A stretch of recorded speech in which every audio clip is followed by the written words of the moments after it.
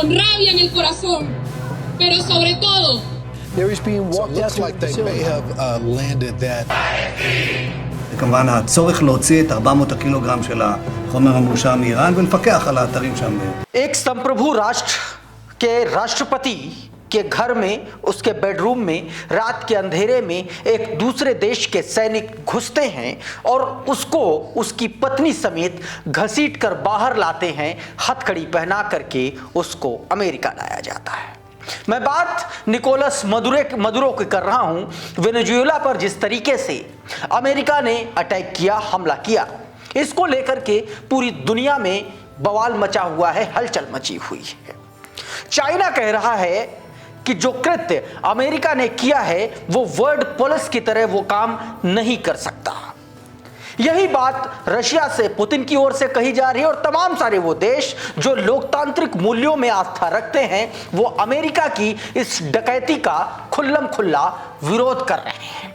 लेकिन इस वीडियो में मैं बात आज वेनेजुएला के इस पहलू की नहीं करूंगा, एक पहलू जिसे ट्रंप ने टीवी पर आकर के नहीं बघारा, एक ऐसा पहलू जिससे यह पता चलता है कि जब अमेरिकी सैनिक वहां पर घुसे तो किस तरीके से वेनेजुएला की आर्मी से उनकी झड़प हुई, और झड़प छोटी मोटी नहीं, ऐसी झड़प हुई कि उनको अपना हेलीकॉप्टर लेकर के भागना पड़ा। आज खबर, आज वीडियो में ताकीद, तस्वीर और इस पूरे मामले को हम समझने की कोशिश करेंगे। आपको बताएंगे कि किस तरीके से अब वेनेजुएला में यूएस के खिलाफ जबरदस्त तरीके से बवाल शुरू हो गया है, प्रदर्शन शुरू हो गए हैं, आर्मी को डिप्लॉय कर दिया गया है, यानी कि वेनेजुएला अब अमेरिका से आर पार के मूड में लड़ने के लिए तैयार हो गया है।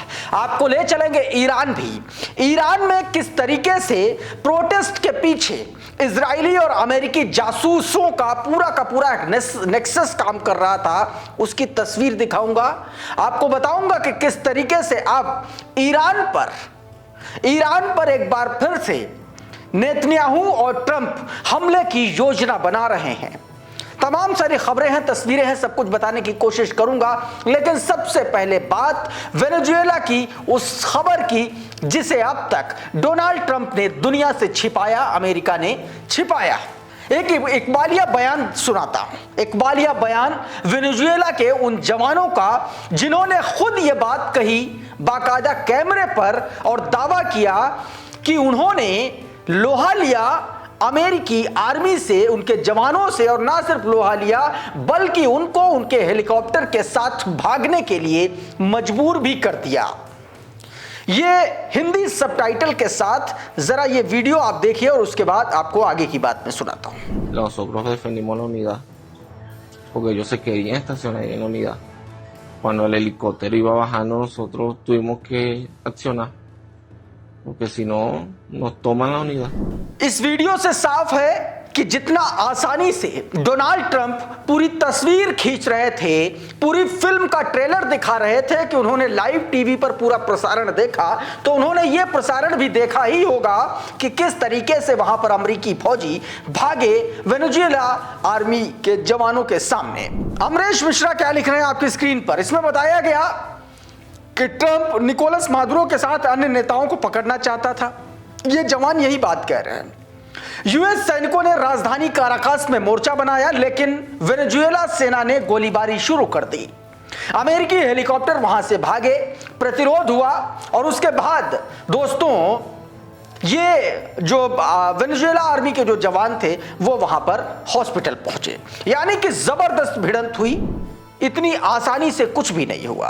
लेकिन एक बात जो सच है वो ये है कि वेनेजुएला के राष्ट्रपति को उसके घर से, बेडरूम से उसकी पत्नी के साथ गिरफ्तार किया जाना ये कहीं से भी जस्टिफाई नहीं है अमेरिका के लिए। भले ही डोनाल्ड ट्रंप ये कह रहे हों कि सीधे तौर पर वेनेजुएला की जो सत्ता है वो चुराई हुई सत्ता है, लेकिन एक सच यह भी है कि वेनेजुएला के पास जो पूरी दुनिया का सबसे ज्यादा 20% जो ऑयल है, नजर अमेरिका की दरअसल उसी पर थी। क्योंकि एक टीवी इंटरव्यू में, कार में दिए गए एक इंटरव्यू में बाकायदा निकोलस मादुरो इस बात को एक्सेप्ट कर रहे हैं 1 दिसंबर को मेरे ख्याल से कि उनकी आखिरी बात डोनाल्ड ट्रंप से 21 नवंबर को हुई थी और जिसमें उन्होंने इस बात की पेशकश ट्रंप से की थी कि जो भी ऑयल का मसला है वो हम बैठ करके सुलझा लेंगे, लेकिन डोनाल्ड ट्रंप को सारा तेल चाहिए था और उसके बाद इस कृत्य को अंजाम दिया गया। यह पूरी कहानी थी। लेकिन इस गिरफ्तारी के बाद, अमेरिका की इस डकैती के बाद, अमेरिका के इस अटैक के बाद एक संप्रभु राष्ट्र पर वेनेजुएला के जो कर्ता धर्ता हैं, जो अब जिम्मेदार हैं, उन्होंने आर पार की बात कह दी है। करंट रिपोर्ट का ये ट्वीट आपकी स्क्रीन पर इसमें बताया गया, Venezuela's defence ministry says this military will be deployed nationwide to maintain internal control and confront the United States। साफ साफ कह दिया गया कि वेनेजुएला के अलग अलग शहरों में, अलग अलग इलाकों में वेनेजुएला आर्मी, उसकी सरकार और उसके तंत्र का एक तरीके से आधिपत्य स्थापित रहे, इसके लिए पूरे देश में आर्मी को डिप्लॉय कर दिया गया है और ताकि यूएस के जो जवान हैं, जो सैनिक हैं, उनसे वो मुकाबला कर सके, ये बात कही गई। इस बीच निकोलस मदुरो को छोड़ने की मांग को लेकर के पूरे वेनेजुएला में प्रोटेस्ट चल रहे हैं। ये तस्वीरें जरा देखिए, किस तरीके से हजारों की संख्या में लोग लगातार प्रोटेस्ट कर रहे हैं और ये अपोजिशन के मेंबर्स हैं, बताया जा रहा है ये अपोजिशन के मेंबर्स हैं जो मदुरो की रिहाई के को लेकर के मांग कर रहे हैं, अमेरिका के खिलाफ प्रोटेस्ट कर रहे हैं मदुरो की तस्वीर के साथ। इन तस्वीरों में आप साफ तौर पर देख सकते हैं, इसमें तमाम सारे लोग हैं और आप समझिए कि वेनेजुएला की यूनिटी का अंदाजा इस बात से लगाइए कि पूरा का पूरा वहां का जो विपक्ष है, जो देश के भीतर मदुरो के खिलाफ खड़ा रहता था, हालांकि वो बात भी दीगर है कि मदुरो पर वोट चोरी और सत्ता चोरी जैसे बड़े गंभीर आरोप हैं कि किस तरीके से वहां के चुनाव आयोग पर उन्होंने कंट्रोल करके वहां की सत्ता हथियाई थी, लेकिन ये वेनेजुएला का इंटरनल कॉन्फ्लिक्ट का मामला है। अमेरिका का दखल वहां के अपोजिशन को भी बर्दाश्त नहीं है और यही वजह है कि जबरदस्त तरीके से प्रोटेस्ट हो रहा है। एक और प्रोटेस्ट की तस्वीरें देखिए, हजारों लाखों की संख्या में लोग सड़कों पर उतरे हैं। ये वेनेजुएला की राजधानी काराकास की तस्वीरें आप अपनी स्क्रीन पर देख रहे हैं। देखिए कितना जबरदस्त तरीके से लोग सड़कों पर उतर आए हैं, प्रोटेस्ट कर रहे हैं, प्रदर्शन कर रहे हैं। प्रदर्शन की एक और तस्वीर मैं आपको दिखाऊं जिसमें साफ तौर पर यह कहा जा रहा है, give us back our president. सीधे सीधे निकोलस मदुरो को छोड़े जाने की मांग की जा रही है। जरा इस महिला को सुनिए जिसमें ये साफ तौर पर यही कह रही है कि उसके प्रेसिडेंट को छोड़ा जाना चाहिए और ये प्रोटेस्ट की तस्वीरें देखिए। Con rabia en el corazón, pero sobre todo con ese compromiso, con esa lealtad que tenemos como venezolanos, como venezolanas. Estamos aquí todos juntos. Y no solamente aquí en Caracas. आपने इन तस्वीरों को देखा और अब आपको एक और तस्वीर दिखाता हूं जहां पर बीते दिन न्यूयॉर्क में कोर्ट में, अमेरिकी कोर्ट में निकोलस मदुरो को जब पेश किया गया। ये न्यूयॉर्क सिटी की तस्वीरें आप देखिए, फॉक्स न्यूज के हवाले से ये तस्वीरें क्रेडिट के साथ। ये देखिए, ये निकोलस मदुरो, उनके पीछे सिक्योरिटी का एक दस्ता, आसपास सिक्योरिटी और बीच में निकोलस मदुरो कोर्ट की तरफ जाते हुए। उन पर ड्रग ट्रैफिकिंग के तमाम सारे आरोप हैं, बहुत सारे आरोप लगा करके अमेरिकी कोर्ट में उनको पेश किया गया और ये वही तस्वीरें जो आप देख रहे हैं सीधे तौर पर। अब देखिए, ये देखिए, और उसके बाद ये हेलीकॉप्टर में जाते हुए मदुरो को हेलीकॉप्टर में ले जाया गया। मैनहट्टन की डिस्ट्रिक्ट कोर्ट में बताया जा रहा है कि उनको वहां पर पेश किया गया। अब बात करते हैं ईरान की। दोस्तों, ईरान में बीते कई दिनों से वहां पर प्रोटेस्ट चल रहे हैं। अमेरिका और इजराइल अपने अपने तरीके से उस प्रोटेस्ट को प्रोपोगेट कर रहा है कि वो ये प्रोटेस्ट दरअसल अयतुल्लाह अली खामेनी के खिलाफ चल रहे हैं, लेकिन इस पूरे प्रोटेस्ट के पीछे का सच वहां की जो पुलिस है, उसने वहां की जो इंटरनल सिक्योरिटी है ईरान की, उसने सारा का सारा खुलासा कर दिया। इस पूरे प्रोटेस्ट के पीछे मोसाद की पूरी कॉन्स्पिरेसी निकल के सामने आई है। ये जरा तस्वीरें देखिए, ये मोसाद का वो एजेंट है जो ईरान में इस पूरे षड्यंत्र के पीछे काम कर रहा था और इसके जैसे तमाम सारे जासूस। और यहां पर आप समझिए कि ईरान की जो सिक्योरिटी है, सिक्योरिटी ऑफिसर्स हैं, वहां पर इन सब पर एक बड़ी कार्रवाई की और इनको रंगे हाथ गिरफ्तार किया गया है, पकड़ा गया है। इनके पास से भारी मात्रा में गोला बारूद, हथियार बरामद किए गए हैं, बुलेट्स बरामद की गई हैं भारी संख्या में। प्रेस टीवी के हवाले से ये वीडियो आपकी स्क्रीन पर साफ तौर पर देख सकते हैं। IRGC का ये जवान और साथ में वो मोसाद का एजेंट। अमरेश मिश्रा लिख रहे हैं कि ईरान के हालिया दिनों में प्रोटेस्ट 99% मोसाद और CIA से प्रेरित निकले। कई वीडियोस हमारे पास सीधे तौर पर उन्होंने दावा किया कि उनके पास है, जिससे ये पुख्ता होता है कि इन सारे प्रोटेस्ट के पीछे CIA यानी कि अमेरिकी जो खुफिया एजेंसी है और इजरायली जो खुफिया एजेंसी मोसाद है, इनका हाथ था। यह बात दोस्तों सीधे तौर पर इसमें कही गई है। इस बीच दोस्तों एक तस्वीर मैं आपको दिखाना चाहता हूं न्यूयॉर्क की। न्यूयॉर्क में एक इजरायली को जबरदस्त तरीके से एक ईसाई ने धो डाला। जरा ये तस्वीरें देखिए। पहले एक इजरायली जो है एक ईसाई से भिड़ गया, फिर उसने किस तरीके से उसको सबक सिखाया सरेआम सड़क पर, ये आप देखिए जरा। सीधे सीधे कहा कि दुनिया तुम पर तंग आ जाएगी। ये न्यूयॉर्क की एक शहर में जो सड़क पर जो लड़ाई का ये पूरा का पूरा मामला, इजरायली से बहसबाजी हो रही है। साफ साफ इसमें कहा गया कि मैं ईसाई हूं और तुमसे कभी नहीं डरूंगा, तुम पर लानत है, तुम एक घटिया इंसान हो, एक बुज़दिल इंसान हो, इस तरीके की बात कही गई है।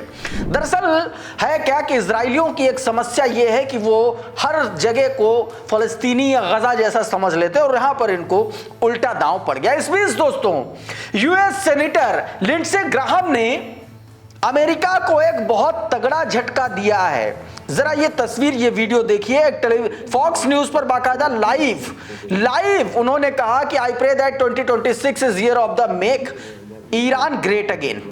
ईरान के सपोर्ट में आकर के वो कैप भी लगा ली। देखिए जरा, ये देखिए, मेक ईरान ग्रेट अगेन। ये सीधे तौर पर डोनाल्ड ट्रंप के उस पूरे नैरेटिव को तमाचा है जिसमें वो मागा कैप पहनते हैं, जिसमें वो ये कहते हैं कि मेक अमेरिका ग्रेट अगेन।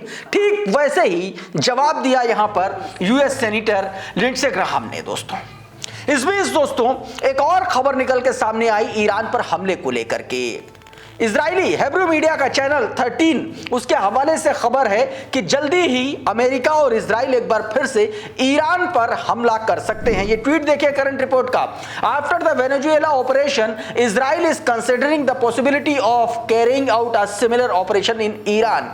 बताया जा रहा है कि जैसा ऑपरेशन US में माफ कीजिएगा वेनेजुएला में US ने किया, वैसा ही ऑपरेशन ईरान में अमेरिका और इजराइल मिल करके करने की तैयारी कर रहे हैं, कोशिश कर रहे हैं, उसकी तैयारी में है। ये हेब्रू मीडिया का चैनल 13 है, उसके हवाले से ये खबर निकल के सामने आई। देखिए सप्रेस नेशन ने भी यही कहा। रिपोर्ट्स कह रही हैं कि Trump and prime minister agrees on attack on Iran, this is the last condition. ये बीते दिनों आपको पता है कि फ्लोरिडा में गए थे, फ्लोरिडा में दोनों की मुलाकात हुई थी, डोनाल्ड ट्रंप और बेंजामिन नेतन्याहू की, और उसके बाद उसमें यह भी इस मुद्दे पर भी चर्चा हुई थी।